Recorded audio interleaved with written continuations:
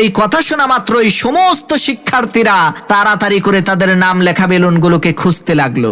মুহূর্তের মধ্যেই সৃষ্টি হলো এক হুলস্থুল পরিবেশ।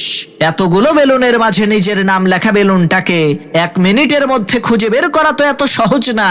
দুর্ভাগ্যবশত 1 মিনিট শেষ হয়ে গেল, কিন্তু কেউই তার নিজের নাম লেখা বেলুনটাকে খুঁজে পেল না। তখন শিক্ষক তাদেরকে নতুন একটা নির্দেশনা দিলেন যে তোমরা প্রত্যেকেই একটা করে বেলুন হাতে তুলে নাও এবং ওই বেলুনের মধ্যে যার নাম লেখা আছে বেলুনটা তাকে দিয়ে দাও। সমস্ত শিক্ষার্থীরা শিক্ষকের কথা অনুযায়ী তাই করলো। এবার দেখা গেল 1 মিনিট সময় শেষ হওয়ার আগেই প্রত্যেকটা বেলুন তার প্রকৃত মালিকের হাতে পৌঁছে গেল। তখন সেই শিক্ষক বলল, এই দুনিয়ার সুখ ঠিক এমনই, তুমি যদি নিজের সুখটাকেই খুঁজতে থাকো তাহলে ওই সুখটাকে খুঁজে পেতে তোমার অনেক দেরি হবে। আর যদি তুমি অন্যের সুখ খুঁজে পেতে সাহায্য করো তাহলে খুব দ্রুতই নিজের সুখটাও তোমার কাছে চলে